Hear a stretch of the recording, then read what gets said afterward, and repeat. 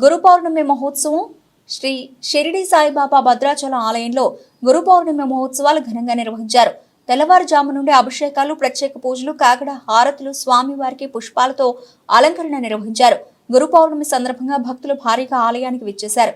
పూజలు నిర్వహించారు. తీర్థ ప్రసాదాలు అందుకున్నారు. గురు పౌర్ణమి సందర్భంగా ఆలయంలో మధ్యాహ్నం భక్తులకు అన్నసంతర్పణ చేశారు. సాయిరామ్.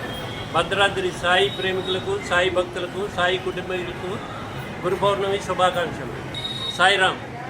భద్రాద్రి సాయి భక్తులకు, సాయి ప్రేమికులకు, సాయి కుటుంబీకులకు గురు పౌర్ణమి శుభాకాంక్షలు. గత 50 ఏళ్లుగా దినదినాభివృద్ధి చెందుతూ, నిత్యాన్నదానంతో